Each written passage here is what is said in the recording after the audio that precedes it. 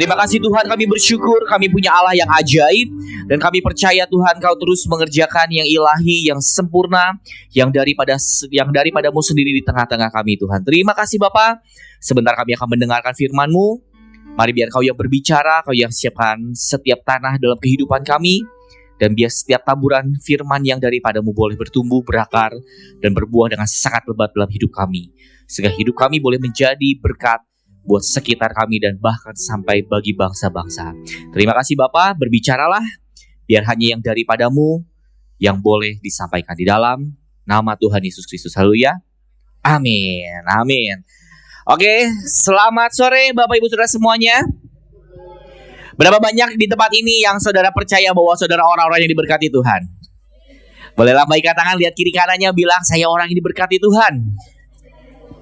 Amin. Baik saudara, kita hari ini akan belajar bersama-sama tentang tema di bulan ini. Ada yang tahu temanya apa? More than enough. Harus tahu ya, karena udah ada di depan tuh ditulis ya. Kalau sampai nggak tahu berarti nggak baca di situ ya. Oke saudara, tema kita bulan ini more than enough. Tema yang ajaib, tema yang luar biasa. Dan saya percaya ini tema yang juga dinanti-nantikan oleh banyak orang. Karena kita tahu ketika kita diberikan tema yang lebih dari cukup, artinya kita percaya dan kita tahu Tuhan akan memberikan lebih dan lebih dan lebih, betul? Oke, saudara, boleh next. Echo-nya boleh tolong dihilangkan atau dikecilkan? Oke, tes. Ya, terima kasih. Oke, baik. Untuk tema bulan ini, next ya. Nah, pertanyaannya siapa di sini yang mau hidupnya lebih dari yang namanya cukup? Boleh angkat tangan? Oh, atau saya mah cukup aja deh gitu. Siapa di sini, sekali lagi ya, saya tanya ya. Siapa di sini yang hidupnya mau lebih dari cukup? Oke. Nah, next. Saya akan mulai dengan pertanyaan-pertanyaan saudara. Kalau saudara mau lebih dari cukup, cukup itu kan buat diri kita ya. Pertanyaannya, apa hal dalam hidup saudara yang sudah ada atau belum ada yang mau ditambah? Bagaimana seandainya Tuhan datang di depan saudara saat ini juga, Tuhan berdiri dan Tuhan berkata, "Nak, hari ini apapun yang kau minta, aku akan kasih." Pertanyaannya, apa yang saudara mau? Apa yang kau mau untuk Tuhan tambahkan dalam kehidupan saudara? Saudara boleh tulis banyak-banyaknya gitu. Mau yang rohani, mau yang jasmani, sampai yang gak masuk akal, gak apa-apa, minta aja gitu. Nah hari ini, coba boleh kalau yang bawa kertas, boleh ditulis, coba bikin apa aja gitu. Coba ditulis, boleh gak apa-apa. Kalau yang gak bawa kertas, yang bawa handphone, mau dicatat juga boleh, silakan. Yang gak bawa, boleh disebutkan dalam hati juga gak apa-apa. Apa yang saudara minta atau yang saudara rindukan untuk Tuhan tambahkan dalam kehidupan saudara ya. Nah, kalau sudah, next. Nah, pertanyaannya, kenapa ingin ditambah? Banyak orang gitu kan, mau ditambah, mau gitu. Mau dikasih lebih, mau gitu ya. Pertanyaannya, buat apa? Saya ambil satu contoh yang saya yakin semua orang mau lah kalau ini ya. Siapa di sini yang rindu berkatnya dalam hal keuangan ditambah coba? Semua pasti ya. Pertanyaan saya, kalau ditambah mau buat apa saudara? Buat apa? Buat apa? Ke Jogja, jalan-jalan ke Jogja. Oh, memberikan sosial. Ini saya maaf, udah kedengeran dia di sini. Mau jalan-jalan ke Jogja, dekat amat gitu ya saya pikir. Oke, saudara. Ada banyak orang minta sama Tuhan, tapi sebenarnya mereka nggak tahu kok buat apa. Mereka minta sesuatu yang bahkan nggak tahu kenapa itu harus ditambah dalam kehidupannya. Nah, saudara, saya tulis di bawahnya ada 2 ya. Kenapa mau ditambah? Kalau mau itu sesuatu yang muncul dari dalam sini. Tapi di bawahnya saya tulis kenapa di sini ada tanda dengan huruf merah besar ditebalkan. Dan Tuhan sebenarnya rindu untuk semua hal yang baik. Itu sebenarnya ditambah dalam kehidupan saudara dan saya. Bukankah firman berkata, aku datang untuk memberikan hidup, betul? Dan hidup dalam kelimpahan. Dan kelimpahan itu artinya lebih dari cukup. Dan itu yang sebenarnya jadi kerinduan hati Tuhan. Tapi pertanyaannya, saudara sadar dan tahu nggak kenapa saudara itu harus ditetapkan untuk terima lebih dari cukup sebetulnya? Ini yang jadi masalah saudara. Berkatnya itu sudah ada. Janjinya kerinduan Tuhan yang sudah ada. Untuk saudara saya diberkati dengan sangat limpah. Tapi pertanyaannya, kenapa ada begitu banyak orang sangat sulit untuk terima yang namanya berkat yang melimpah? Kenapa? Berkatnya besar, wadahnya kecil. Nah, saudara, hari ini saya mau bicara tentang wadah. Kalau kita bicara more than enough, seringkali kita berpikir tentang uang, berkat dan semuanya.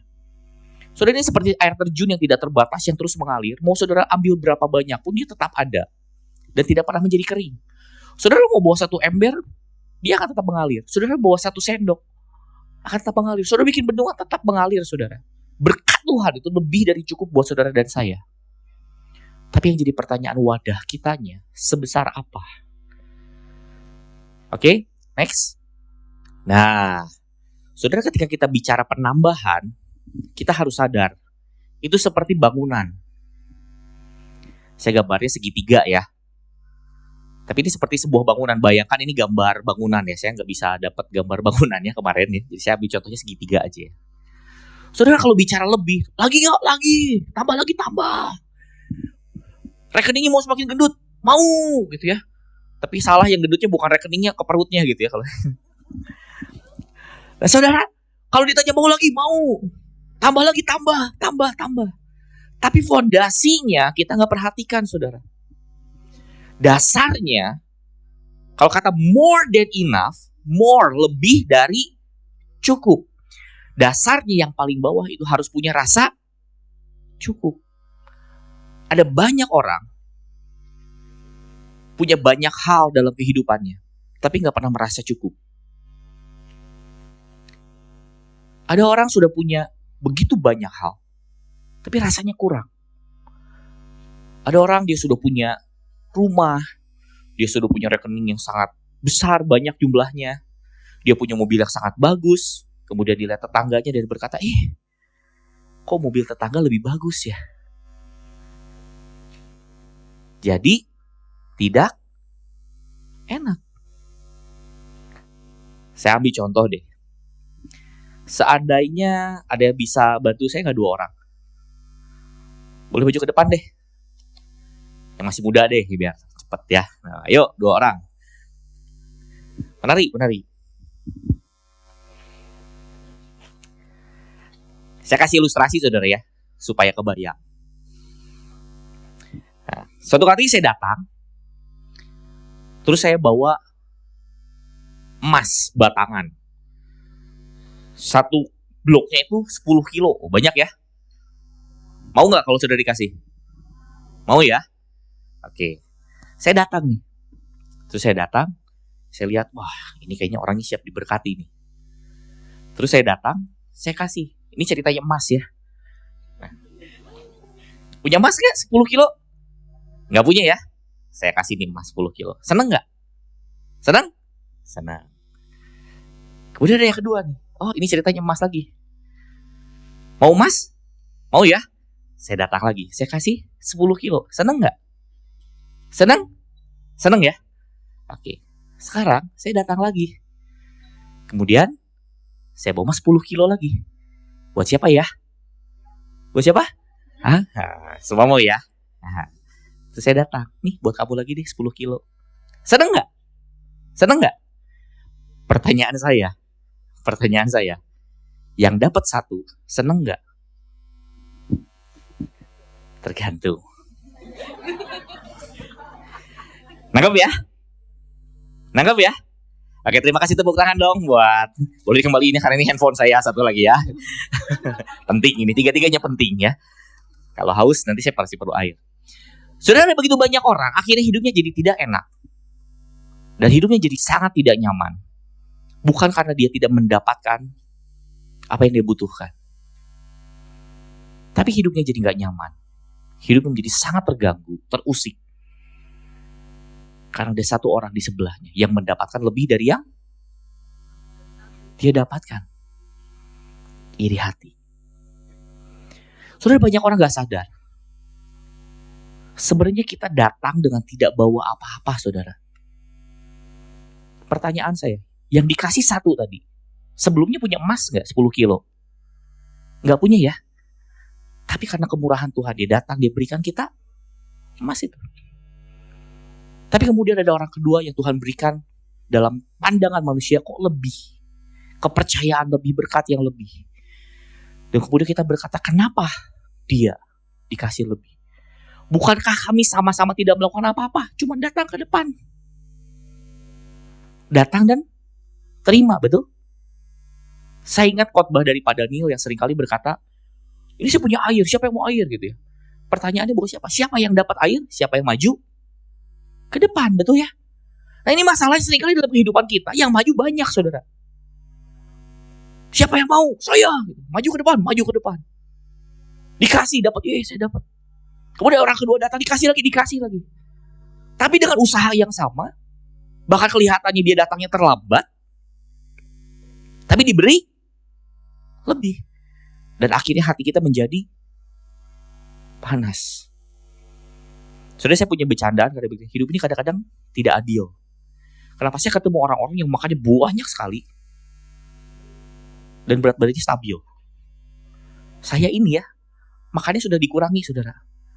Tapi berat badan saya tetap roller coaster gitu ya. Itu kan firman yang jadi daging. Ini kenapa lemak jadi samcan nih gitu ya, dalam hidup. Samcan jadi lemak dalam hidup saya gitu. Nah, saya mau berkata, kadang-kadang dunia itu memang tidak sepenuhnya sama, saudara. Tapi seringkali yang jadi bikin tidak enak bukan itunya, tapi karena kita membandingkan hidup kita dengan orang lain. Boleh nakal, saudara ya? Bicara more than enough bukan soal more-nya, tapi punyakah kita rasa cukup dalam hidup kita? Ada begitu banyak orang cari lebih. Kenapa? Karena dia ngerasa kurang. Saya bukan bicara soal, berarti kita ngucap syukur, tidak melakukan apa-apa, ya udah, tidak melakukan. Enggak. Hasilkan lebih, terima lebih yang dari Tuhan, tapi miliki rasa cukup. Karena tanpa rasa cukup, ini akan sangat berbahaya, saudara. Next ya, saya nggak akan panjang dulu di sini. Ayat yang akan saya ambil di hari ini adalah 1 Timotius 6 ayat yang ke-6. Nanti sebenarnya akan saya baca full di ayat ini, saudara ya. Ini ayat kunci kita ya. Memang ibadah itu kalau disertai rasa apa, saudara? Katakan rasa cukup. Memberi apa? Keuntungan besar. Wah, berkata gitu ya. Kalau ibadah dengan rasa cukup, bawa cuan gitu ya. Salah, saudara. Kalau kita datang bicara soal keuntungan besar, itu gak selalu soal berkat keuangan. Ya, itu salah satunya. Tapi apa yang mau dibahas di sini? Kita bahas ya, udah ya. Next. Nah, kita akan bahas nanti 1 Timotius 6 ayat yang kedua sampai yang ke-10. Ini bicara soal rasa cukup, saudara ya. Kalau saudara lihat ayat yang tadi, kalau sebenarnya mau dibahas, ayat ini bicara soal apa, saudara? Judulnya ya, mengenai penyakit bersilat kata dan mengenai cinta uang. Jadi ayat ini gak bicara, rasa cukup, selesai, enggak. Ini spesifik loh, saudara. Kalau ibadah itu datang dengan rasa cukup, memberi keuntungan besar. Wah, berarti kalau ibadah dengan rasa syukur dapat berkat kita, kelimpahan, pelipat gandaan gitu ya. Tapi ini bicara soal ini dua, saudara. Ada dua masalah. Penyakit bersilat kata dan mengenai cinta uang. Saya bagi ya, ayat 2 sampai yang ke-5 itu membahas tentang penyakit bersilat kata. Orang ini suka debat aja gitu ya. Ayat yang ke-6 ini sebenarnya kuncinya nih, penengahnya. Solusinya. Oke? Supaya apa? Ayat 7 sampai 10 bicara soal mengenai cinta uang. Next ya, supaya lebih kebayang. Saya bikin cepat aja, saudara. Saya akan bacakan buat saudara nih ya. Saya baca dari sini supaya gak terlalu jauh. Izin saudara ya. Saya bacakan buat saudara 1 Timotius 6 ayat 2 sampai ke-5. Dikatakan, jika Tuhan mereka seorang percaya, janganlah ia kurang disegani karena bersaudara dalam Kristus, melainkan hendaklah ia dilayani mereka dengan lebih baik lagi, karena Tuhan yang menerima berkat pelayanan mereka ialah saudara mereka yang percaya dan yang kekasih. Nah, saya bahas satu di sini doa. Kalau kita ketemu orang dan orang ini orang yang percaya, seringkali kita ini memanfaatkan loh, saudara. Betul nggak? Saya kasih contoh ya. Saudara ketemu hamba Tuhan. Saudara kerja di situ. Atau saudara full timer, atau saudara kerja di seorang hamba Tuhan. Kemudian orang ini kasih bantuan buat saudara. Tapi bantuannya dari 10, dia kasih 3. Saudara butuhnya 10, dia kasihnya 3. Cukup gak saudara? Cukup gak?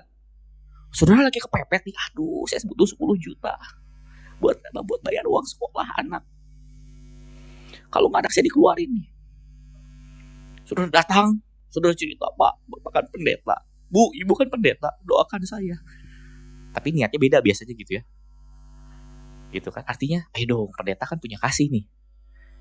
Betul ya?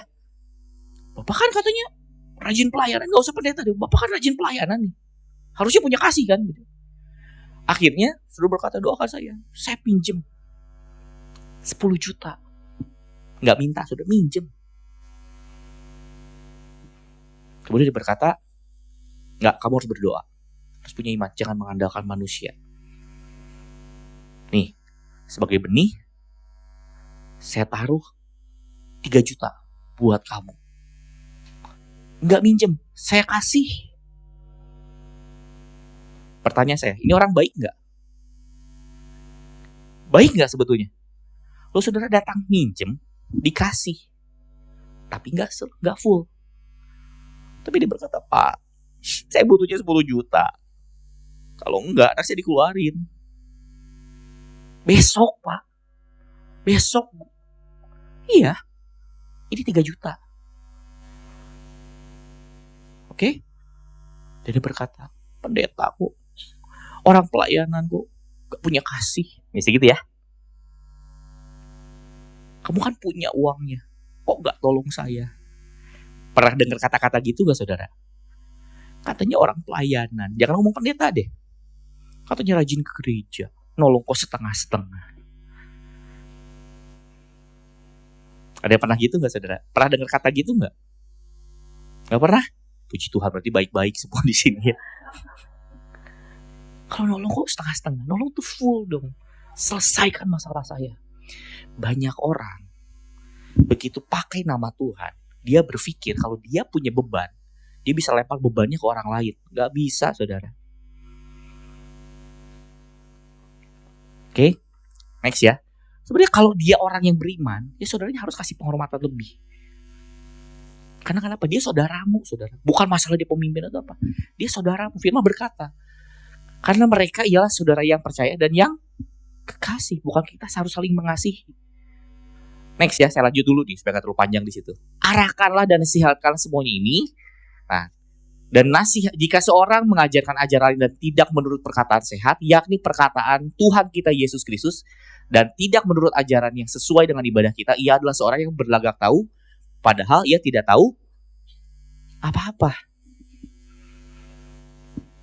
Saudara, ini saya kasih contoh deh. Saya kasih contoh yang nyata, tapi saudara juga gak tahu orangnya. Jadi saya kasih contoh yang aman lah.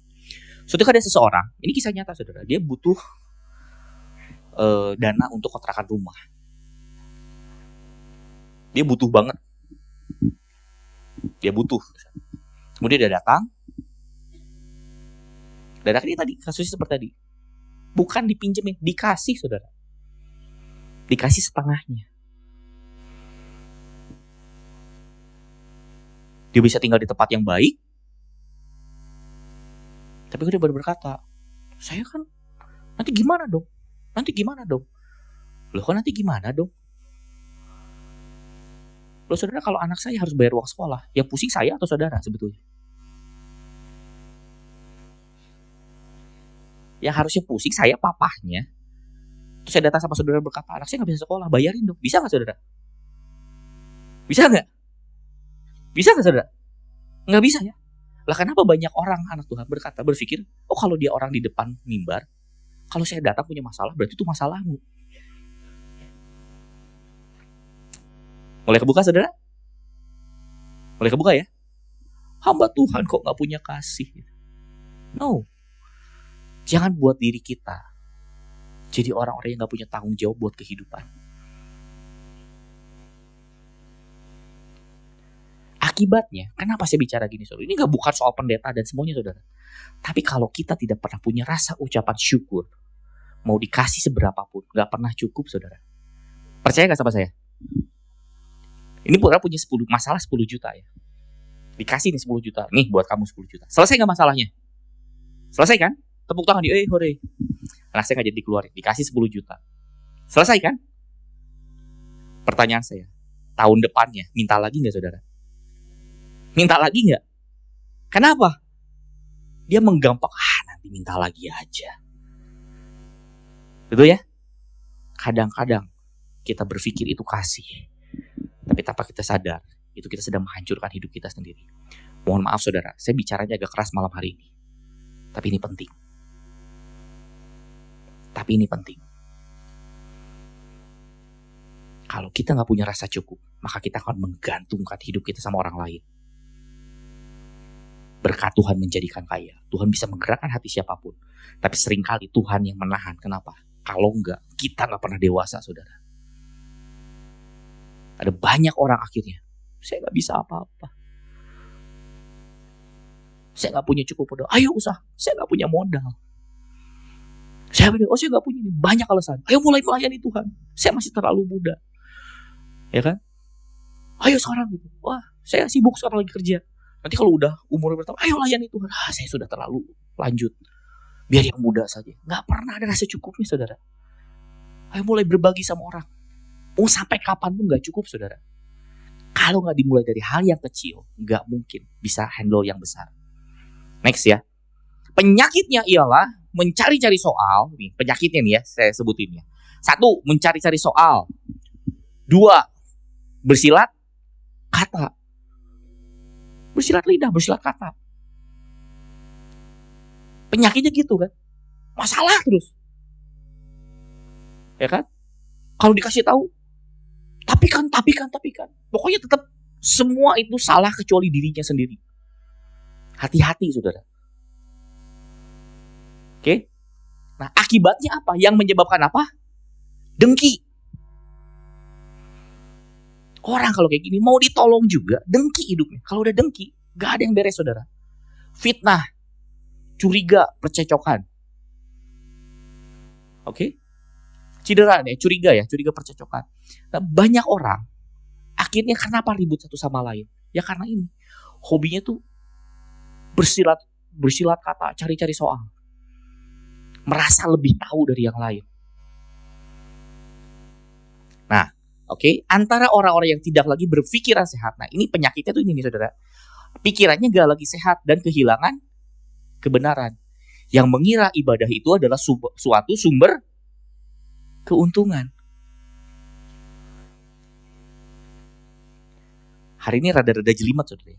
Tapi berapa banyak orang datang ibadah tujuannya bukan cari Tuhan, tapi cari apa saudara? Cari berkat. Saya mau tanya nih, jujur nih. Kalau saya bikin sebuah acara, jujur ya, KKR doa bagi bangsa.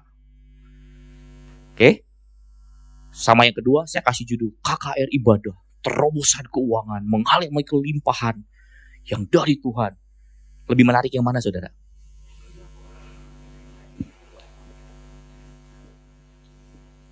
Saudara kalau disuruh milih ada 2 acara, saudara datang yang mana saudara? Jujur ya.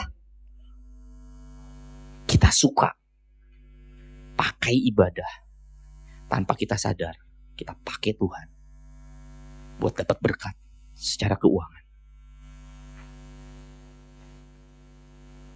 Kita melihat Tuhan cuma sebagai juru selamat, carinya selamat doang saudara. Tapi banyak orang gak ngelihat Tuhan sebagai Tuhan yang mau ikuti kemanapun Tuhan bawa, ke situ aku ada. Ada banyak orang menjadi kecewa dengan Tuhan. Bukan karena yang lain. Karena berkata, Tuhan, aku sudah melayani. Aku sudah mengerjakan A, B, C, D, E, F, G, H, I, J. Tapi kenapa kok aku gak diberkati?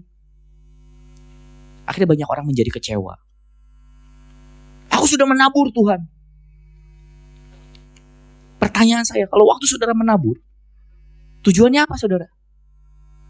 Karena saudara mengucap syukur buat setiap berkat yang sudah Tuhan beri.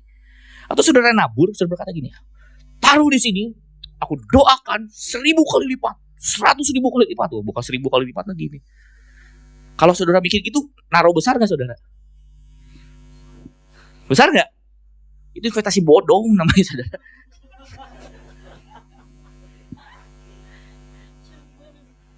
Banyak orang tuh serakah, saudara. Tema bulan ini ngajarin kita, dasarnya harus benar, saudara. Bukan more. Bagian more, bagian lebih itu bagian Tuhan. Tapi bagian berkata, cukup, itu bagian saudara dan saya. Saya kasih contoh, saudara. Hobi-hobi yang menarik sekarang tuh apa ya? Tas deh. Siapa di sini para wanita yang suka tas? Coba katakan. Dikasih tas, suka dikasih tas, mau? Suka? Nggak beli, nggak dikasih. Louis Vuitton gitu ya. Apalagi Hermes. Oh, nggak, saya nggak tahu nyebutnya apalah. Hermes apa gitu. Saya nggak tahu baca yang benernya lah ya. Saya taunya Hermes gitu ya, apapun lah gitu ya. Mau, saudara? Mau ya? Pertanyaan saya. Sesuka-sukanya saudara, sama itu tas. Pertanyaan saya. Waktu saudara bawa, maksimal bawa berapa banyak, saudara? 1, kadang 2. Yang ini buat make up, yang ini buat apa gitu ya. Tuh ya, 3 buat apa? Oh, ada buat tempat obat. 4 buat apa? Oh, tempat receh ya. 5 buat apa? Oh, banyak gitu ya. Tapi pertanyaan saya, kalau saya kasih saudara 100 tas dan bawa sekali jadi, susah nggak hidupmu? Sesuka-sukanya, kalau saudara dan saya nggak tahu kata cukup, itu jadi beban buat kita loh, saudara. Yang laki-laki di sini hobinya apa coba? Mobil. Siapa yang hobi mobil sini coba? Ya senang aja, nggak apa-apa, nggak dosa, saudara ya. Senang sih nggak masalah. Senang mobil? Senang ya? Nah, pertanyaan saya, emang saudara bisa pakai mobil sekaligus 2 gitu? Saya kan orang kaya, Lamborghini, Ferrari, bawa dua-duanya nih. Oh, Bugatti, Pagani, apalah sebutin semua ya. Supercar, kayak hypercar, apa sebutin lah. Saya orang kaya, caranya gimana? Oh, sebelah saya di kakinya di Ferrari, sebelahnya di Lamborghini gini gitu ya. Bisa gitu? Nggak bisa. Loh, saya bukan bicara berarti saudara jangan, punya 2 kan dipakai sekali-kali. Kata cukup itu saudara tahu kapan cukup buat diri kita. Saudara kalau makan nggak tahu kata cukup, muntah, saudara. Betul ya? Oh, saya suka jam tangan, Pak. Rolex, Audemars Piguet, Patek Philippe. Oh, saya suka, saudara.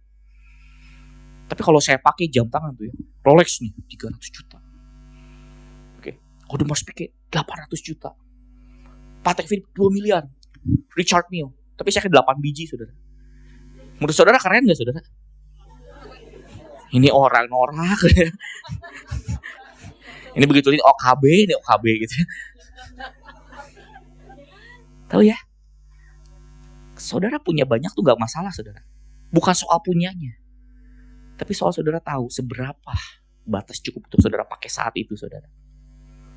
Ada banyak orang gak tahu kapan batas cukup.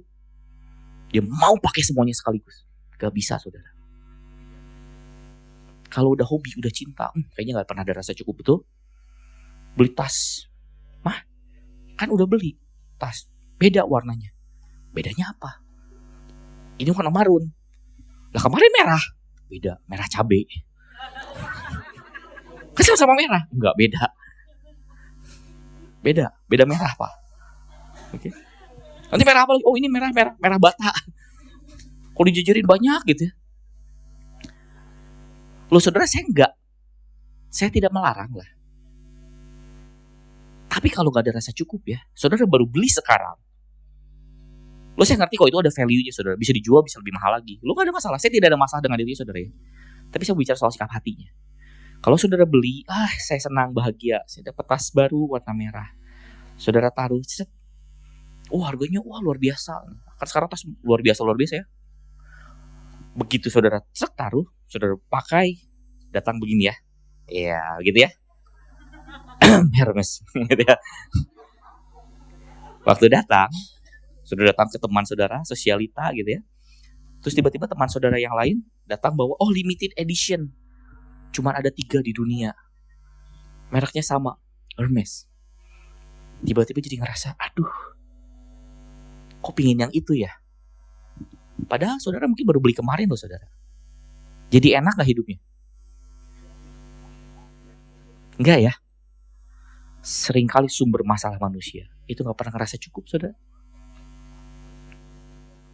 Next ya. Nah, orang itu datang akhirnya ya tadi mengira ibadah itu suatu sumber keuntungan. Ibadah itu memang sumber keuntungan. Tadi dikatakan ya, ibadah dengan rasa cukup mendatangkan, membawa keuntungan besar, betul. Tapi keuntungan macam apa saudara? Kalau saya ibadah, saya datang, tiba-tiba jadi orang kaya. Berapa banyak orang datang, jujur sama diri sendiri ya. Orang datang bukan pengen Tuhannya, pengen duitnya.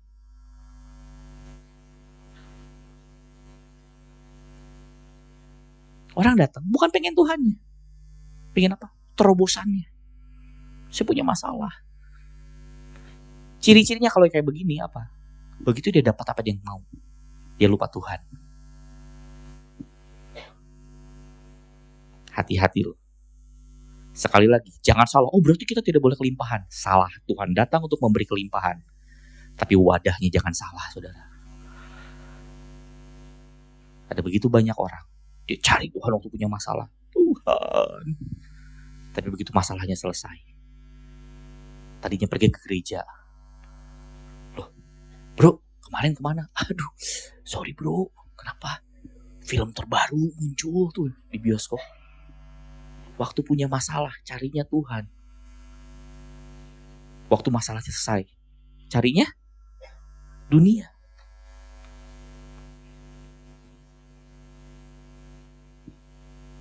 Waktu sedang perlu, wah Tuhan, aku mau kelimpahan terobosan. Begitu diberkati Tuhan, jalannya beda. Ke gereja, ngapain? Orang gereja, mana? Gitu ya. Ada banyak orang jadi sombong ketika dia diberkati Tuhan. Siapa di sini yang mau terima berkat Tuhan? Coba katakan. Pastikan wadahmu siap, saudara. Bisa gak saudara jadi orang yang sama? Minimal sama ini. Ketika saudara punya 100.000, saudara punya 1 juta, saudara punya 10 juta, saudara punya 100 juta, 1 miliar, 10 miliar, 100 miliar, 1 triliun, berapapun di rekeningmu, engkau tetap jadi orang yang sama, yang tetap cinta Tuhan. Kau bisa jadi orang yang sama dan berkata, Pak, aku datang, aku mau cari Tuhan. Ketika uangnya udah banyak, pendeta, Bapak butuh apa nih? Kasih. Beda saudara. Bisa gak kita jadi orang yang sama? Atau bahkan, semakin kita diberkati, semakin kita glosor di hadapan Tuhan, saudara.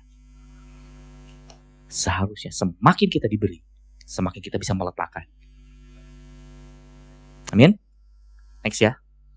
Nih kata-kata tadi, memang ibadah itu kalau disertai rasa cukup memberi keuntungan besar. Lanjut dulu deh.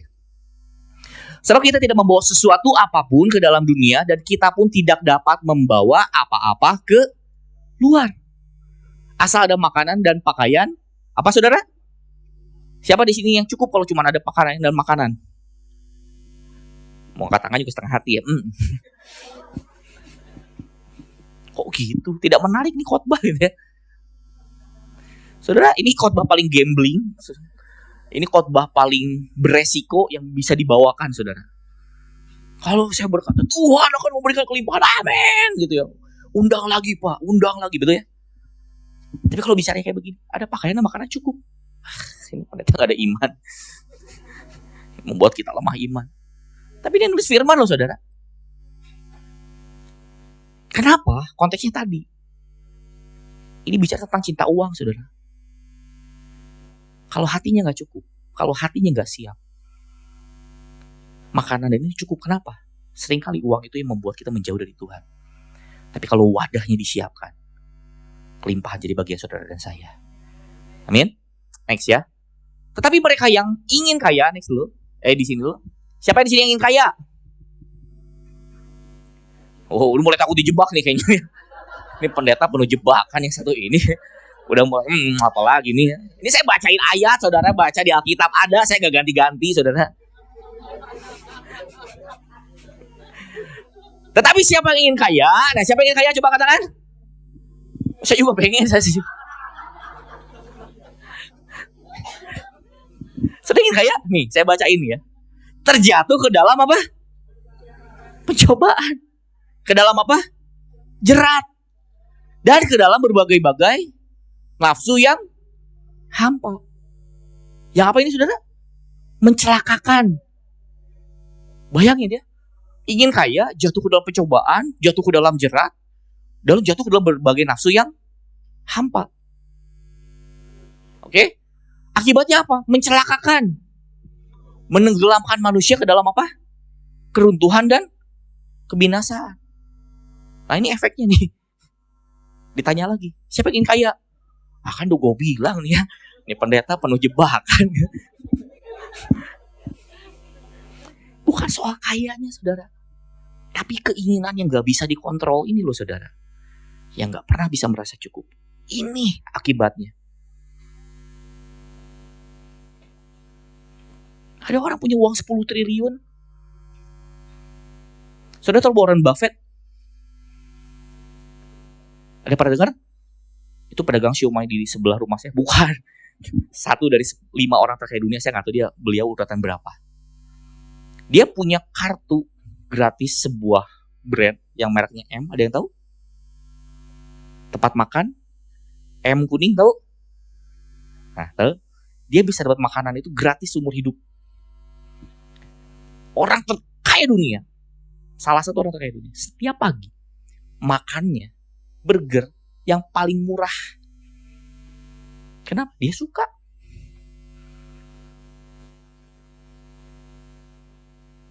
Saudara baca di Google. Dia bisa beli McD-nya kalau dia mau. Tapi dia punya rasa cukup dan dia berkata, loh, saya sukanya yang ini. Kenapa saya harus beli yang paling mahal? Banyak orang itu gak beli apa yang dia butuh. Mau beli yang mana? Paling mahal. Kenapa? Orang kaya. Gak gitu. Butuh gak? Enggak. Makannya apa? Foie gras. Ada yang tahu foie gras? Hati angsa. Kalau di Menara Eiffel tuh saya dengar cerita, saya belum pernah makan dan saya gak mau makan juga saudara. Kenapa? Itu hati. Itu benda makanan yang bermusuhan sama saya lah.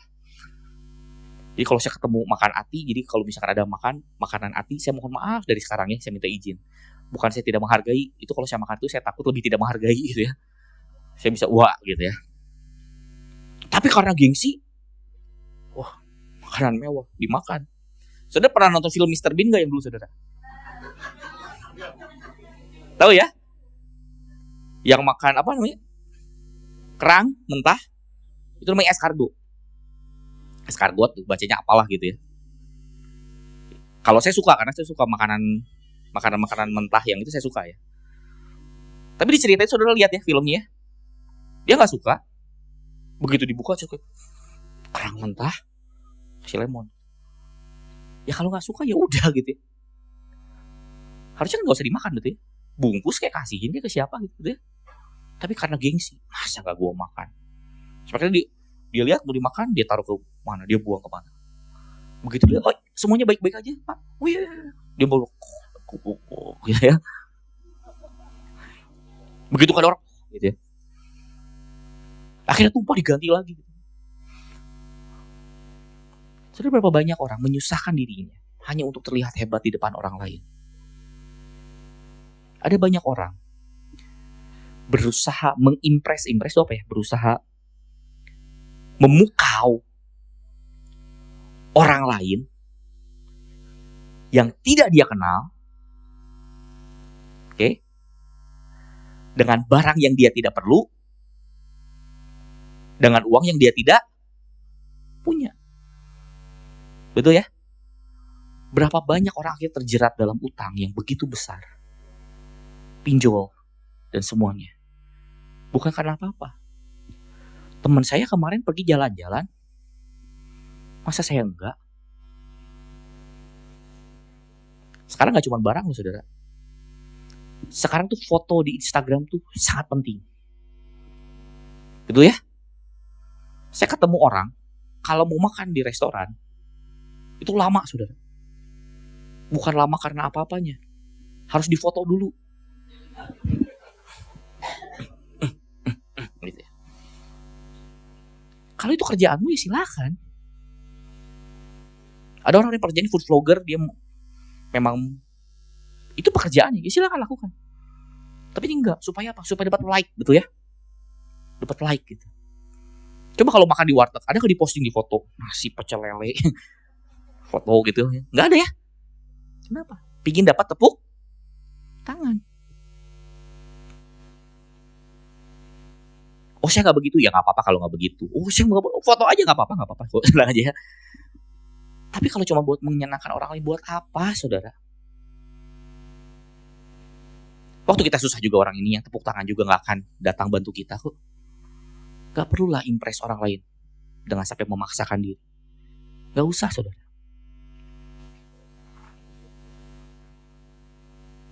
Oh saya harus beli tas yang terbaru. Mengusahakan buat apa saudara?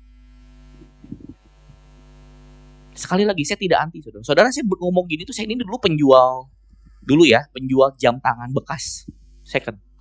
Jadi saya ngerti betul tentang barang-barang yang nilainya bisa naik saudara. Ada kan orang, wah sombong sekali beli jam harga 1 miliar. Tapi saya nggak punya saudara ya, nggak punya. Ini mah kan ada orang, saudara baca aja, ada jamnya harganya 1 miliar satu. Orang yang ngerti kan nggak ngerti berkata gini, buat apa? Tetap 24 jam dalam sehari. Ya biarin aja lah uang dia gitu, kenapa ada yang repot gitu? Kok si paling ngatur gitu? Saya ngerti gue. Ya kan? Tapi setahun kemudian dia jual lagi, harganya berapa saudara? 2 miliar. Barang dibeli, dipakai, setahun kemudian jual lagi. Untungnya besar. Loh saya cerita gini bukan cerita saya, tapi saya tahu loh, jadi saya tahu barang-barangnya saudara gitu ya. Biarin aja kalau dia punya. Tapi kalau enggak, kita bahkan kadang-kadang gak ngerti. Saya ketemu banyak orang yang gak ngerti, sebenarnya gak ngerti jam. Saya mau beli kenapa? Semua teman saya pakai jam ini, saya harus pakai. Terus saya pernah ketemu orang gitu. Bro, ya, gue mau jual dong jam gue lagi. Berapa? Dia gak ngerti, dia beli jam Rolex saudara. Gak ke saya, tapi dia beli di tempat lain. Bukan gara-gara ini satu saya jatuhin, gak gitu ya. Di waktu itu saya udah gak jualan juga saudara, jadi udah aman lah, tenang ya. Dikiranya saya promosi lagi, enggak. Dia beli jam, dia gak ngerti. Jadi jam Rolex itu kan katanya investasi gitu ya. Betul, kalau saudara tahu tipenya. Ada tipe-tipe tertentu yang gak laku dijual, harganya jatuh. Dia beli 180 juta. Bro, gue baru pakai 3 bulan. Gue mau jual lagi. Tipenya bukan tipe yang dicari di pasar. Saudara tahu ya hukum ekonomi ya. Barang sedikit, permintaan banyak, harga naik ya. Barangnya banyak, permintaannya tidak ada, harganya turun. Gitu kan simpel ya. Dia beli barang yang gak laku di pasar. Karena dia gak ngerti, penting Rolex aja. Saya mau jual berapa? Saya cek dulu ya. Saya cari harga pasaran. Bro, di pasaran itu harganya paling mentok itu 120 juta. Tapi kasih baru 3 bulan. Ya mau 3 bulan, kayak 2 hari, kayak 1 hari kayak.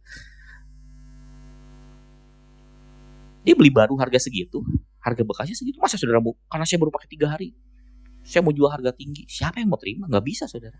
Kenapa? Gak ngerti. Latah gitu. Nah, hari ini saudara, pastikan ketika saudara melakukan segala sesuatu, saudara ngerti nilainya. Ini bukan bicara soal barangnya saudara ya. Ketika saudara melakukan sesuatu, saudara ngerti nggak kenapa saudara lakukan itu? Waktu saudara beli sebuah benda, saudara ngerti nggak sih nilainya apa? Nilai yang benda itu beri buat saudara apa? Gitu. Atau cuma sekedar karena orang lain pakai? Nggak gitu. Handphone, sekali lagi, jangan tersinggung karena kalau itu uang saudara, monggo silahkan mau dipakai buat apa? Mau pakai handphone tiap sekali pakai berdiri, jadi second saya beli baru lagi, terserah itu uang Anda gitu ya. Tapi ada banyak orang ini, kenapa? Oh saya beli yang terbaru, kenapa?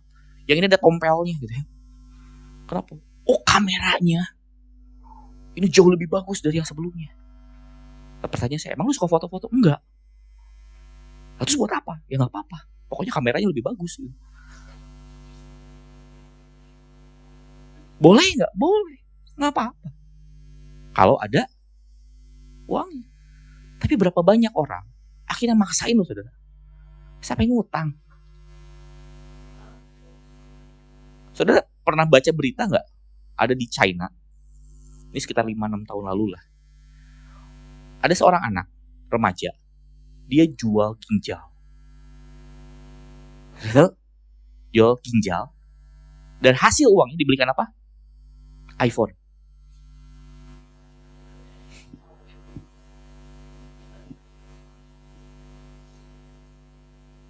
Itu pencobaan kurang gimana tuh? Terjatuh dalam pencobaan jerat tuh. Ya, berbagai nafsu yang hampa. Dan lebih parahnya lagi, 3 bulan kemudian, iPhone-nya hilang, dicuri.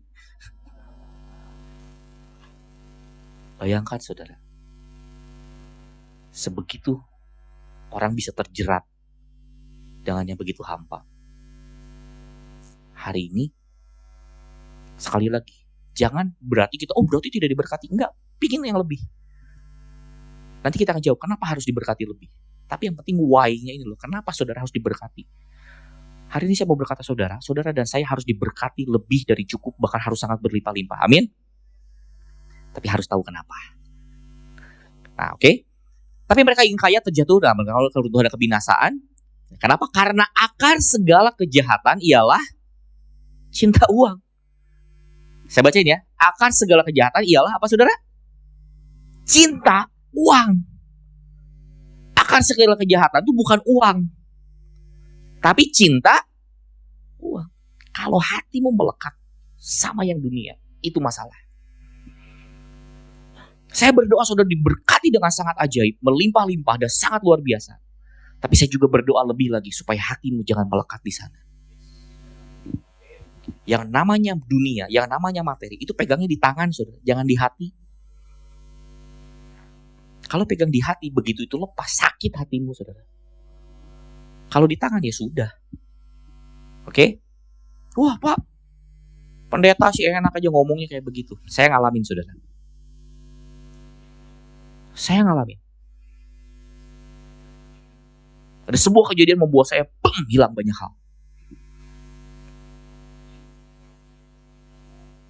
Pernah ada sebuah masa, sekian tahun lalu ketika saya masih main jam tangan dan semuanya, saya diberkati Tuhan dengan ajaib. Anak saya mau pergi ke luar negeri kapanpun kami bisa pergi dan semuanya kami nikmati. Anak saya datang ke mall dan berkata, "Pi, aku pengen mainan." Berapa? 2 juta. Waduh, mahal.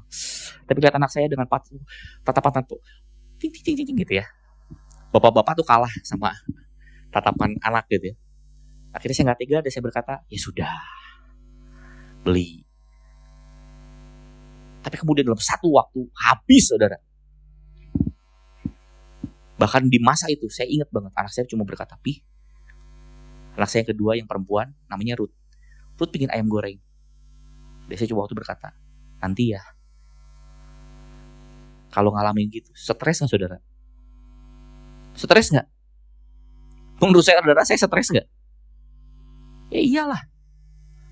Sampai akhirnya, kenapa saya mau berkata begini? Materi itu jangan dipegang di tangan terlalu keras saudara. Kalau memang waktu lepas-lepas saudara. Kenapa? Hati saya rusak waktu itu. Pendeta aku gitu. Pendeta juga orang saudara. Hilangnya sekali jadi mah kerasa saudara. Ya kan? Jadi kalau saya bicara tadi itu saya gak bicara cuma sama saudara. This is the true story. Ini kisah nyata. Dan saya berkata, "Tuhan kenapa?" Mulai sok jagonya. Sudah melayani bla bla bla bla. Tuhan bilang, oh jadi lu ngelayanin pengen hitung-hitungan gitu. Nggak jadi, nggak berani. Kalau itu nggak sama Tuhan cilaka. Gawat saudara. Saya berkata, oh Tuhan, ya sudah. Singkat cerita, sebab orang oleh memburu uang lah beberapa orang telah menyimpang dari apa saudara? Iman. Dan menyiksa dirinya dengan berbagai-bagai duka. Ada banyak orang akhirnya bisa meninggalkan Tuhan karena kecewa saudara. Dia pingin berkat tapi nggak dapat. Hari ini, biar berkat itu datang, tapi berkat itu tidak mengubah cintamu akan Tuhan. Next. Ibadah. Tadi kan dikatakan memberikan keuntungan besar ya. Seharusnya ibadah itu membuat kita semakin cinta Tuhan. Bukan cinta uang. Oh pasti gak cinta uang. Saya cintanya tas, mobil, berlian, sama aja saudara. Jalan-jalan, traveling, makan enak dan semuanya gitu. Kalau tidak terpenuhi, wah hidup saya hampa gitu. Sama aja saudara. Ibadah itu membuat kita cinta Tuhan. Loh kenapa disebut membawa keuntungan besar? Kalau saudara dengar, berkat itu sumbernya atau cuma alirannya saudara? Cuma aliran ya. Kalau Tuhan itu dia sumbernya. Pertanyaan saya, lebih untung mana? Saudara dapat sumbernya atau saudara cuma dapat alirannya? Mulai paham? Mulai paham? Keuntungan itu bukan cuma sekedar yang memuaskan daging. Ibadah itu seharusnya membuat kita mendapatkan sumbernya saudara. Kalau saudara dan saya punya sumbernya, hidup saudara saya unlimited, gak terbatas saudara. Saya mau cerita sedikit kesaksian boleh ya? Supaya lebih nampak. Ini saya cerita, saya tidak sedang cerita sedih karena sudah lewat saudara ya. Waktu saya mengalami itu saya kehilangan banyak hal. Saya harus jual mobil saya dua-duanya. Saya gak punya mobil. Apartemen saya hampir disita bank. Setiap hari saya dapat telepon cinta dari debt collector. Wah berarti bapak ngutang. Iya betul. Utang bisnis waktu itu lah. Ya singkat cerita ada satu hal. Karena uang saya ketahan di satu hal dalam jumlah yang sangat besar. Yang ini akhirnya gak kebayar. Jadi utang saya waktu itu tuh seharusnya kalau dibayar bisa gitu ya. Bisa. Tapi karena yang sini ke stop, hilang gitu ya. Yang ini jadi berantakan semua nih.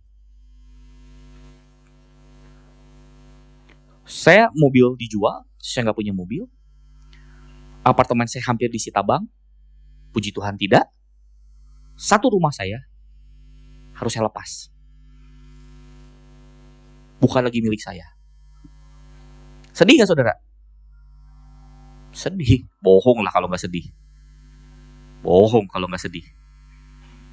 Tapi jika saya kasih kesaksian sama saudara, gak pernah saya gak pakai mobil saudara.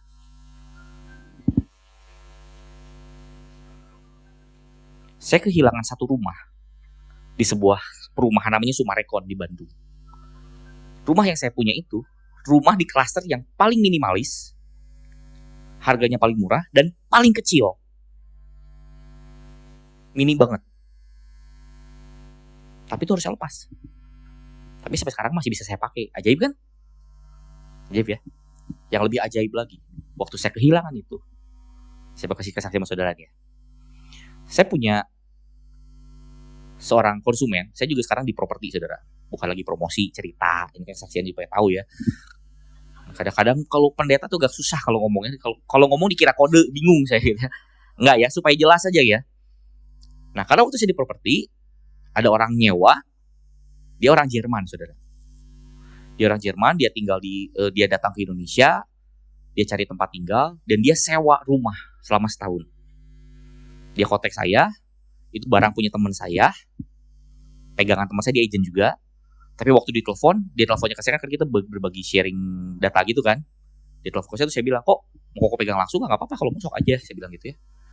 Orang mana nih? Orang Jerman. Aduh nih, gue nggak bisa ngomong Inggris katanya. Dia ngomong apa juga saya nggak ngerti. Gitu. Yaudah kamu handle deh. Yaudah kita bareng-bareng ya. Yaudah. Akhirnya kami bagi komisi kecil lah, cuma dapat berapa ratus ribu gitu. gitu ya. Waktu dia telepon, ngedeal, dia ngambil rumah yang paling besar di Sumarekon, di salah satu klaster yang baik. Rumahnya dekat banget, cuman ini rumahnya satu rumah lagi, ini clubhouse, kolam renang, tempat yang terbaik lah. Dia sewa di situ, rumahnya kosongan. Saya bilang ini ada satu lagi, tipenya sama, besarnya sama, agak beda kesana dikit, tapi ada beberapa barang, mau nggak? Saya pingin barangnya semuanya baru. Dia ambil itu, dia beli barang-barang yang terbaru dari IKEA, diisi barang-barang yang terbaru. Oke, dia isi, dia apa segala macam. Singkat cerita, 6 bulan kemudian dia telepon saya. Oh sorry, waktu itu saya dapat komisi lumayan, nggak besar sih, cuma ratusan ribu. Kalau sewa tuh nggak besar saudara. Kalau di agent properti dikiranya, oh kamu kaya dari enggak. Kalau sewa tuh kecil. Nah karena dia orang Jerman bukan orang Indonesia, dia kesulitan dengan berbagai hal di Indonesia, betul. Dia kerjanya konsultan IT untuk perusahaan Jerman. Jadi saya butuh internet yang paling cepat. Dicariin, punya masalah. Kenapa? Dia orang Jerman. Datanya nggak bisa dipakai untuk Indonesia, nggak bisa kan? Saya beresin, saya daftarin pakai nama saya. Waduh, ini saya butuh kulkas, saya cariin. Saya cariin semua. Teman-teman agen saya bilang gini, ngapain nis? Dapat duit cuma segitu, ribetnya ngelebih-lebihin ngejual rumah gitu ya. Saya bilang enggak apa-apa, it's okay. It's okay. Dia butuh bantuan, saya bantu semua. Akhirnya gimana ceritanya, orang ini jadi cocok sama saya lah. Jadi cocok, dan dia bukan anak Tuhan. Dia maksudnya sepupu kita, bukan beragama yang sama dengan kita gitu ya. Dia ngobrol, singkat cerita, jadi teman ngobrol. 6 bulan kemudian saya bantu dia banyak hal lah. Dengan semua omongan orang, nih ngapain sih lu ngabisin waktu seperti itu? Saya harus datang bolak-balik, saya nungguin dipasang internetnya, barangnya saya pesenin. Aduh ini transfer gimana ya? Saya yang transferin. Wah semuanya lah kita urusin. Singkat cerita, 6 bulan kemudian dia ditelepon. Kenapa? Karena dia jago IT, dia dipanggil sama negaranya, sama Jerman, untuk salah satu jadi national security di bagian IT. Artinya dia tidak bisa tinggal di Indonesia. Kalau dia konsultan ya di mana aja bisa ya, bro ya. Dia harus pulang ke Jerman. 6 bulan kemudian. Nah, sedangkan kontrak kan 1 tahun nggak bisa diputus gitu aja ya. Terus dia bilang, Denis gimana ini? Ya gimana? Saya bilang gitu. Terus dia bilang, ini deh, kamu pakai aja deh 6 bulan sisanya. Wah, puji Tuhan, ajaib. Saya bilang gitu kan. Tapi saya mikir lagi, lah barang-barang saya kan di sana ya. Nah, mau juga 5 menit ngapain? Saya bolak-balik, bikin-bikin capek juga kan. Kayak orang gak ada kerjaan gitu, pindahan 6 bulan kemudian balik lagi. Saya malas deh, gak jadi deh. Yaudah thank you aja udah. Terus dia bilang barang-barang saya tolong jualin. Nah, barang-barang saya tolong jualin gitu ya. Kalau di Jerman beli baru dipotong 20% mau. Bro, ini Indonesia ya, mana ada orang mau dipotong 20%. Langsung beli barangnya yang beda ya gitu. Pokoknya kamu jual aja sampai aku. Ya udah. Kan permintaannya betul ya. Terus saya bilang, "Bro, ada masalah kedua." Masalah kedua apa? Internet itu kontrak, karena dia pakai internet yang paling cepat. Kalau satu merek home gitu ya, itu harus kontrak minimal setahun. Saya bilang ini nggak bisa di cancel, nggak bisa diputus. Kalau kan nama saya yang jelek, saya bilang gitu. Oh it's okay, nggak apa-apa. Saya akan bayar sampai 1 tahun. Jadi itu rumah dikasih furniture baru, dikasih internet selama setahun full, dan di perumahan kami itu ada biaya bulanan untuk kebersihan dan semuanya, kurang lebih 1 juta sebulan. Dan dia bilang saya yang bayar. Oke, saya bilang gitu. Nah singkat cerita, karena sebuah hal, beberapa hal, akhirnya kami harus pindah ke rumah situ. Yaudah saya bilang nikmatilah sekali waktu. Bayangkan, saya harus kehilangan rumah yang kecil, tapi saya bisa menikmati rumah yang lebih besar. Udah kayak orang sombong sudah. Kalau keluar tuh sebelah kolam renang gitu ya. Dan satu-satunya di seluruh perumahan Sumarekon yang jalannya buntu saudara. Jadi buntunya bukan buntu jelek ya. Begitu buntu, ini pintu belakang dari clubhouse-nya. Jadi kalau saya melangkah sedikit, saya punya lahan parkir yang luas, saya punya langsung kolam renang private gitu ya, dan di area yang terbaik. Singkat cerita, waktu saya cari mobil, ada berkat lah. Tuhan memberikan berkat untuk bisa DP mobil dan bisa ada berkatnya gitu. Nah singkat cerita, waktu saya cari BI, kan saya punya masalah di BI checking nih waktu itu kan. Nama saya nggak bisa dipakai saudara. bingung, pakai beberapa nama saudara dan semuanya bermasalah lah waktu itu. Dan pembelinya ini saya nggak kenal, saudara. Penjual ini saya nggak kenal. Saya datang ke satu dealer di sebuah tempat. Saya tanya-tanya, saya cari mobil yang murah, pokoknya yang DP-nya sekian, cicilannya sekian, selama 3 tahun. Ada, harganya murah. Oke pak, bisa. Dia cek dan segala macam, dia cariin. Ya udah, ada mobil ini. Dia cariin, pak ini ada mobil bagus. Akhirnya kejual, nggak bisa. Saya bilang, tapi kayaknya saya suka mobil ini deh. Dia cariin sampai kemana-mana. Pak, jangan pak, ini jelek mobilnya. Jangan. Jadi dia yang sibuk nyariin buat saya, saudara. Terus saya bilang, pak, sorry, bukannya gimana-gimana. Lah saya kan butuh kaki, pak. Loh saya ada mobil, saya dipinjemin sama kakak saya, tapi kan saya nggak enak. Ini mobil istrinya gitu. Saya nggak mau, saya mau balikin segera, saya bilang. Terus dia bilang gini deh pak, sekali lagi ya, bukan orang Kristen loh saudara. Jadi dia nggak peduli mau saya pendeta, mau dia I don't care juga gitu ya. Terus dia bilang gini, pak yaudah deh, bapak nggak usah sungkan, tapi silahkan bapak pakai mobil saya. Saya ada satu mobil yang saya nggak pernah pakai pak, jarang saya pakai. Gak usah pak, nggak apa-apa pak, bapak pakai aja. Gak usah pak, nggak apa-apa saya pakai. Dan satu hari dia datang, dia bawa mobilnya. Saudara tuh mobilnya apa? Mercedes-Benz C180. Jadi si bapak yang kemarin kena masalah ini gitu ya, hari ini masih kalau turun gak kelihatan susah lah saudara, minimal turun dari Mercedes ya, rumah di perumahan yang paling besar di komplek itu gitu ya, punya private pool, ini semua. Ada begitu banyak cara Tuhan bisa memberkati saudara dan saya. Masalahnya hati kitanya terikat saudara. Kita pengennya punya saya.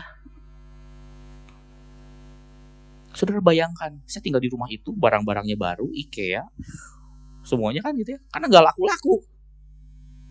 Ya iyalah susah ngejualnya, saudara dipotong 20%. Sampai akhirnya kejual karena dipotongnya 50% deh. Baru langsung super berebutan, iya gitu ya. Orang Indonesia kan suka sale kan. Ya, tingkat kebrutalan dan kecepatannya itu tergantung berbanding lurus dengan diskonnya gitu ya. 20% gak ada yang goyang saudara. Begitu 50%, saya gitu. Langsung cepat gitu. Dan itu laku, dia bilang ya sudah deh, karena ini sudah mau menjelang akhir dari masa kontraknya. Baru bulan ini selesai, saya kembali ke rumah yang sekarang. Tapi bayangkan saudara, saya dapat banyak limpahan, saya punya gazebo, saya punya apa, jadi rumah saya ini kayak saya bingung sendiri, saya bingung ini saya barang mau taruh mana gitu ya. Ada orang satu lagi, suaminya orang Korea, dia juga harus pindah. Dan dia bilang, Nis, saya bingung barang-barang saya, kamu ambil deh. Itu saya udah kayak, makanya kata saya juga ya, kalau Tuhan bersama kita tuh gak susah saudara. Itu makanan impor Korea semua, saya bingung bawanya ke Jakarta. Kamu bawain deh semua, jadi gaya kan ya. Terus makanan-makanan Korea, jadi rumah saya kalau datang tuh kayak orang Korea gitu, kayak ada kimchi apa, sampai ada benda-benda yang saya gak jelas ini apa gitu, saya juga gak ngerti. Tapi saya mau berkata, kalau Tuhan yang jamin hidup kita, saudara gak usah takut saudara. Dia tuh sumbernya. Banyak orang tuh bekerja banting tulang gitu. Kalau Tuhan mau memberkati orang, semudah itu saudara. Tapi harapanmu jangan sama manusia. Karena firman berkata, terkutuklah orang yang mengandalkan manusia. Kenapa banyak orang hidupnya susah diberkati? Karena hidupnya terkutuk. Mohon maaf saya keras ngomongnya. Kenapa? Karena mengandalkan manusia. Siapa manusia? Kenalan, saudara, sebutin satu-satu. Siapa? Koneksi. Dan jangan lupa, saudara manusia bukan? Kadang-kadang kita lupa, saya gak ngandelin orang lain. Tapi kita mengandalkan diri sendiri dan gak ngandalin Tuhan. Hidupnya di bawah kutuk saudara, langit tembaga. Dapat tapi kerjanya keras. Dengan berpeluh engkau akan, firmannya bilang gitu kan, dapat tapi setengah mati. Tapi kalau Tuhan yang memberikan, caranya ajaib. Tapi jangan salah, hatinya dulu diberesin saudara. Waktu hati saya gemerungsung dan semuanya, saudara bayangkan, saya pernah dalam satu masa, waktu saya harus gini caranya ABCD, saya bahkan beli token listrik aja gak bisa saudara. Loh kok gak ada yang bantu? Saya memang gak cerita. Saya memang gak cerita ke siapa-siapa. Jadi kok di AOC gak ada yang bantuin gitu. Orang-orang suka gitu ya. Masa sih Ibu Selvi gak bantu? Bantu. Kalau tahu, kan dia gak tahu. Kalau tahu mah dibantu pasti. Cuma saya gak ngomong.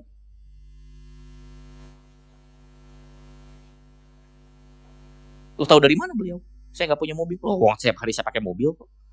Ada orang bilang pakai ini. Dari mobil yang, jadi saya tuh cukup ganti-ganti mobil agak sering waktu itu. Dari mobil yang agak lumayan, mobil yang gak ada AC-nya, mobil yang kalau kata orang Sunda tuh AG, angin gelebu, kalau sini AB, angin apa, blower apa, angin brobos gitu ya. Jadi kalau udah buka itu tuh kayak orang lagi bergaya buka jendela. AC-nya gak nyala, saudara. Tapi bisa gak kita mengucap syukur dalam segala keadaan?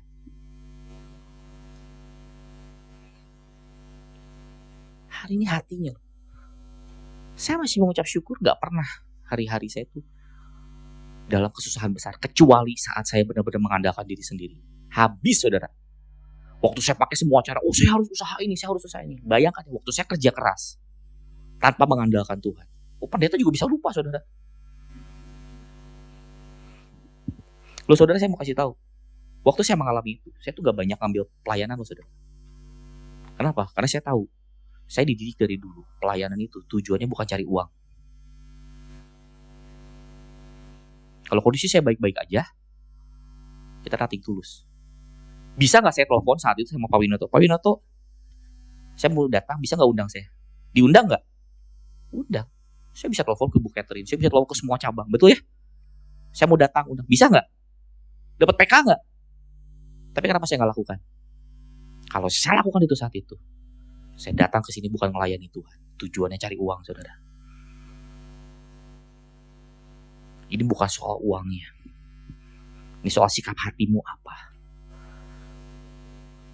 Jangankan cuma saudara datang ke sini ibadah cari gitu berkata gitu. Pendeta juga bisa gitu, saudara.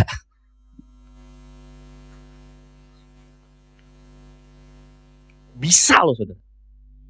Kita bisa pakai mesbah ini jadi mimbar.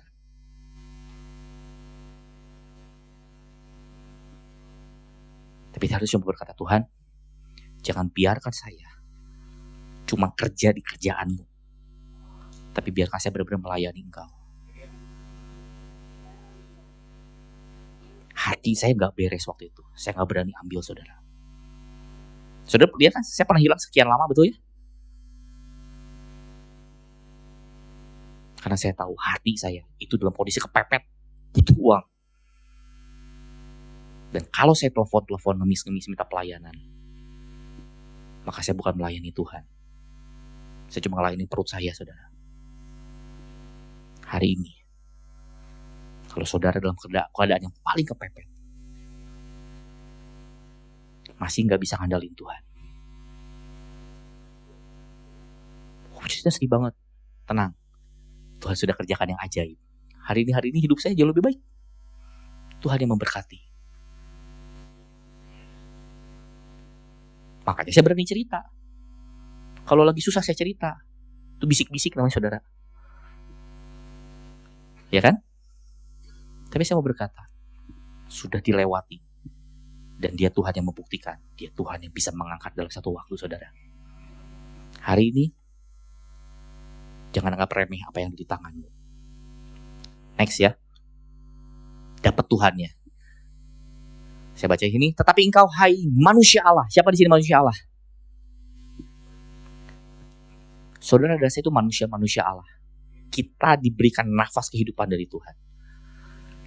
Jauhilah semuanya itu yang tadi itu ya, cari-cari cinta, uang dan semuanya itu. Kejarlah apa, saudara? Keadilan. Kejar apa? Ibadah. Kejar apa? Kesetiaan. Kejar kasih. Kejar kesabaran. Kejar kelembutan. Bertandinglah dalam pertandingan iman yang benar dan rebutlah hidup yang kekal. Next. Ayat ke-12, saudara. Ayat 11 itu ya. Ini saya baca cepat aja ya, 11 ini.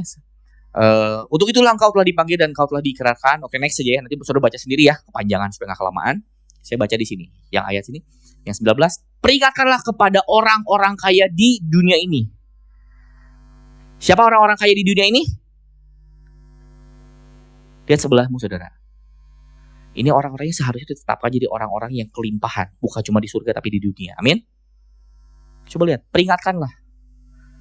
Nanti kalau saudara diberkati Tuhan, peringatkanlah kepada orang-orang kaya di dunia ini agar mereka jangan apa? Jangan tinggi hati. Dan jangan berharap pada sesuatu yang tidak tentu seperti kekayaan. Siapa di sini yang benar-benar 100% tidak bergantung kepedeannya sama uang? Ada? Contoh gini ya. Saudara punya uang 20.000. Saudara masuk ke mall yang paling mahal di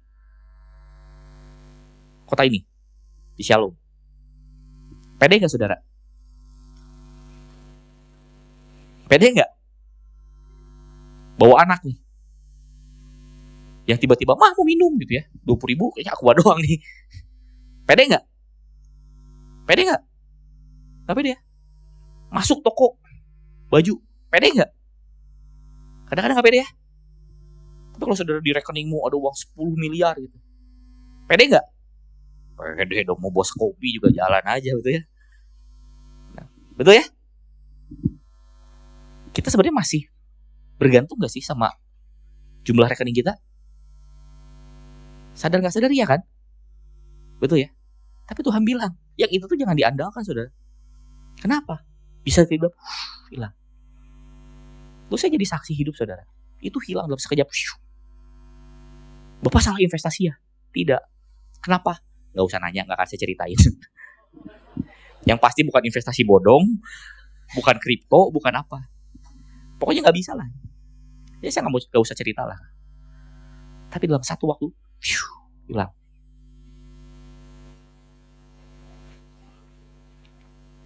Bisa gak? Bisa. Jangan diandalkan. Melainkan pada siapa? Allah yang dalam kekayaannya memberikan kepada kita segala sesuatu untuk apa saudara? Dinikmati. Berapa banyak orang punya banyak tapi gak bisa menikmati. Saya kasih contoh cerita saudara. Ini kejadian dahulu sekali. Istri saya itu keluarganya dari keluarga toko emas saudara. Ini sebenarnya kalau mau narik-narik sana sini mah bisa lah ya waktu itu juga. Tapi kami memilih untuk berharap sama Tuhan. Karena dia toko emas, kami itu bisa masuk bukan pabrik lah tapi apa ya, jadi kayak grosirnya lah. Jadi yang boleh masuk itu hanya toko-toko emas. Jadi kalau saudara masuk ke toko emas kan biasanya saya mau lihat satu gitu ya, dikeluarin, dicoba, dikembaliin dulu. Saya mau lihat yang itu, balikin dulu yang itu gitu ya. Begitu kan? Nah kalau yang ini beda saudara.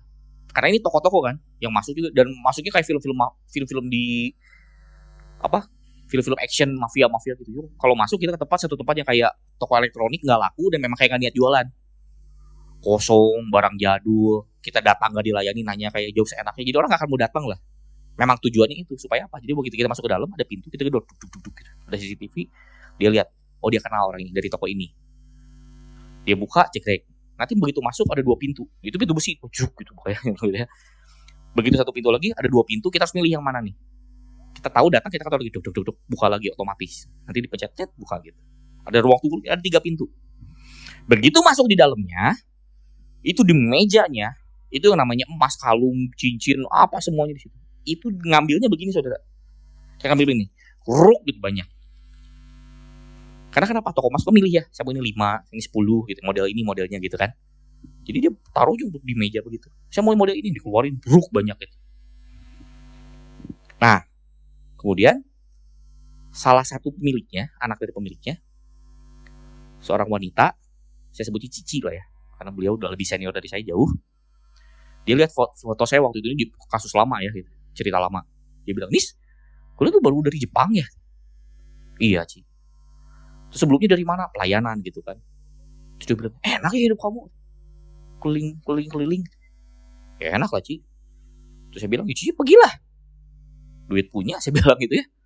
Dia makanya mau pergi ke mana juga bisa betul ya. Dia bilang gini loh, aduh nih saya sih susah nih.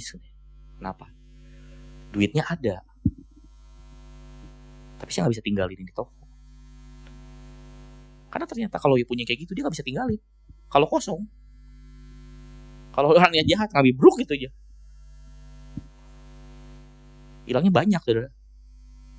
Jadi bayangkan orang, saya sebutnya pabrik aja, pabrik emas, grosir gitu ya, uang banyak, tapi gak bisa pergi kemana-mana. Enak gak? Itu sama kayak ada orang, uangnya miliaran, triliunan, kena sakit, gak bisa makan apa, cuma bisa pakai infus. Enak gak? Tapi uangnya miliaran. Oke? Saya kasih contoh yang lebih relate sama kita, gampang. Gimana kalau ada orang datang sama saudara, ditawar gini, mau gak saya kasih saat ini masing-masing ya uang 1 triliun, mau gak saudara? 100 miliar deh, mau gak? Mau gak? Tapi syaratnya besok meninggal. Mau gak? Mau gak? Kenapa gak mau? Buat apa? Betul ya? Hari ini saya bukan ngomongin duitnya saudara, tapi saya ingin tahu loh. Saya ingin kita sama-sama belajar yang kadang-kadang kita kejar secara berlebihan itu. Kalau kita dihadapkan pada satu hal namanya kematian, itu gak ada gunanya saudara. Berapa banyak orang ninggalin keluarga, ninggalin semuanya buat cari apa? Uang, more, gak ada rasa cukup. Habis semuanya. Waktu semuanya. Begitu dia dapat, dia akhirnya cuma berkata, buat apa semua ini? Betul ya? Jadi sekali lagi, bukan berarti kita tidak diberkati saudara, harus diberkati itu. Karena itu jatah dan bagian saudara dan saya, betul? Tapi jangan terikat saudara. Apa? Next. Nah, kenapa harus ditambah? Tadi kan ditanya ya. Ya kan? Saudara mau ditambah mau. Kenapa mau ditambah? Bingung ya? Ya kenapa ya gitu ya. Bahkan Tuhan bilang kenapa harus ditambah? Nih, peringatkanlah agar mereka apa? Berbuat baik. Kalau saudara tahu rasa cukup, ada 10 makanan, saudara tahu batas saudara ada beda-beda ya. Ada orang-orang yang mungkin makan 1 kenyang. Betul ya? Ada 10, dia makan 1 kenyang. Ada yang 1 kurang, saya 2, gak apa-apa makan 2. Saudara punya 10 betul ya? Saya 2 kurang 3, boleh silahkan. Tapi kalau saudara tahu batasmu itu 2 atau 3, yang 7-nya ini bagian orang lain saudara. Kalau orang gak tahu batas cukup, 10-10-nya dia makan. Udah mau muntah, tapi harus dimakan. Semuanya buat saya. Muntah saudara. Kalau saudara punya dikasih banyak sama Tuhan kepercayaan, ingat ada bagian saudara, ada bagian orang lain. Bisa gak saudara dipercayakan banyak, tapi saudara tahu batas cukupmu. Jadi kalau saudara diberkati, kenapa harus ditambah? Kenapa harus lebih dari saudara cukup? Kenapa harus more than enough? Karena supaya saudara dan saya dapat berbuat baik, tolong orang saudara, menjadi kaya dalam kebajikan. Suka apa saudara? Memberi dan membagi. Suka memberi enggak? Suka membagi enggak? Nanti Pak, saya baginya kalau udah banyak uangnya. Bohong saudara. Saya ketemu orang, makin kaya makin pelit. Itu berbanding lurus. Kenapa? Dia takut susah. Kalau kita gak belajar dari yang kecil, saudara gak mungkin bisa bagi yang besar kok saudara. Kalau saudara ngasih sebelahmu makanan, gak berani. Gak mungkin kok ngasih makan 1000 orang di luar sana. Gak mungkin saudara, percaya sama saya. Saya cuma bisa ngasih makannya 1. Kasih 1 saudara. Gak harus 1000. Tapi belajar. Suka memberi, suka bagi. Dan dengan demikian, apa saudara? Mengumpulkan suatu harta sebagai dasar yang baik bagi dirinya di waktu yang akan datang untuk mencapai hidup yang sebenarnya. Jadi seharusnya ketika saudara dipercayakan lebih, saudara tahu batas saudara. Cukup buat saya. Yang lainnya buat jadi saluran. Izinkan Tuhan menjadikan kita saluran berkat. Kadang-kadang kita berkata, Tuhan berkati aku supaya aku jadi saluran yang daripadamu. Tapi begitu dialirkan di 4 saudara, Ingat, boleh menikmati, tapi jangan lupa jadi saluran. Next. Nah, saudara, ini keuntungan besar nih. Kenapa? Dapat Yesus, dapat semua. Lebih dari cukup. Firman kasih contoh banyak. 5 roti 2 ikan bisa memberi makan berapa? 5.000 orang laki-laki. Coba di sini, yang laki-laki berapa orang? Coba katakan. Yang perempuan? Banyak laki, banyak perempuan. Di mana-mana perempuan itu biasanya lebih banyak kalau ngumpul, saudara. Jadi kalau 5.000 laki-laki, ya anggaplah perempuannya 10.000. 7.000 deh. Belum kalau ibu-ibu bawa anak. Betul ya? Ya kan? Jadi lebih dari 10.000 ini kisaran. 5 roti dan 2 ikan bisa memberi makan unlimited, saudara. Oke. Bahkan lebih, sisa 12 bakul. Oh, berarti banyak ya. Jangan salah. Orang-orang tuh, coba saudara lihat ya, kalau habis acara pasar murah, ada lebih. Saya pernah lihat orang gitu ya. Oh iya, yang mau lebih lagi boleh bawa lagi. Begitu dia bawanya berkarung-karung, saudara. Tapi masih sisa 12 bakul, saudara. Lihat. Firman berkata, tongkat Musa membelah laut merah. Musa nggak berkata, nggak usah pakai tongkat, Tuhan. Enggak. Kalau Tuhan bilang pakai tongkat, pakai tongkat. Ini artinya apa? Jangan sepelekan apa yang ada di dalam tanganmu, saudara. Oke. Tembok Yeriko runtuh dengan dikelilingi, saudara. Next. Bersama Tuhan, hal kecil yang ada di tangan saudara dan saya dapat mengerjakan perkara-perkara yang besar dan ajaib. Bagi siapa? Kemuliaan nama Tuhan. Hari ini coba lihat di tanganmu ada apa, saudara? Keahlian apa yang Tuhan beri dalam tanganmu? Mungkin hal sederhana, saya cuma jago ngulek sambal.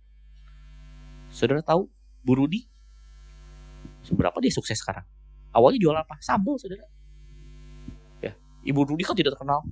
Namanya judulnya Sambal Bu Rudi. Sekarang jualannya macam-macam, betul? Basicnya bikin sambal, saudara. Jadi kalau saudara sebenarnya, saya nggak bisa apa-apa, pasti cuma bisa bikin sambal. Cukup, saudara. Kalau Tuhan yang berkati, lebih dari cukup. Saudara bisa apa? Oh, pasti saya nggak bisa berusaha, saya nggak punya modal. Bisa. Jual apa? Itu jual properti. Modalnya berapa? 0, saudara. Modalnya apa? Ngomong. Betul? Jual apa? Asuransi, belajar, saudara. Apapun lah. Jadi sebenarnya Tuhan sudah berikan dalam kehidupan saudara dan saya senjata-senjata yang seharusnya bisa membawa saudara saya ajaib. Jadi kalau kita berkata, saya nggak bisa. Ingat, kuasa perkataan lo, saudara. Hati-hati dengan apa yang saudara dan saya ucapkan. Kalau kita bicara nggak bisa, nggak jadi, saudara. Tapi kalau kita lakukan bersama dengan Tuhan, dan kita berkatakan bersama Tuhan, aku akan melakukan perkara besar, kelimpahan dari Tuhan jadi. Amin. Sekarang pertanyaan, siapa yang ingin kaya? Jangan pingin kaya, pingin hidup dalam kelimpahan, saudara. Beda itu. Kalau pingin kaya isinya percobaan semua tadi. Siapa gini? Saya ingin hidup yang diberkati. Karena hidup yang diberkati yang dari Tuhan itu membawa yang ajaib. Orang kaya, anak anaknya banyak amburadul, tapi orang yang diberkati Tuhan, anak cucunya memuliakan nama Tuhan. Orang-orang yang kaya dia bisa menghalalkan segala cara, tapi orang-orang yang diberkati Tuhan dan dia ngerti hidupnya karena berkat Tuhan, dia akan jaga integritas. Karena dia tahu itu karena Tuhan dan bukan karena dirinya. Hari ini saya mau berkata, jangan cuma ingin menjadi kaya, tapi ingin untuk diberkati oleh Tuhan. Amin. Next. Firman berkata, tetapi carilah dahulu kerajaan Allah dan kebenarannya, maka semuanya itu akan ditambahkan kepadamu. More than enough. Saudara dapat Tuhan, saudara dapat semuanya. Amin. Ya, saya tutup dengan sebuah perenungan. Saya ingin saudara keluarkan kertas, handphone atau apapun lah yang bisa buat saudara catat.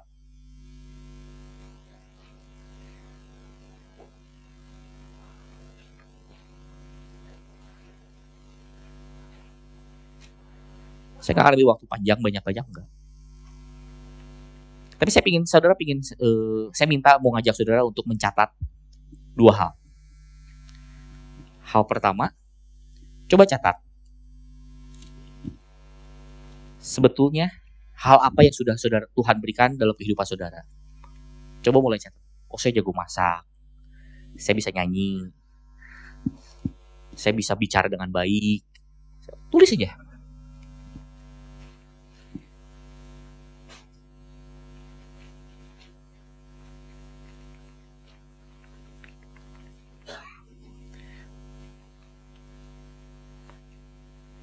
Oke, nanti saudara boleh lanjutkan di rumah ya. Catat dulu ya yang saudara bisa kerjakan ya itu.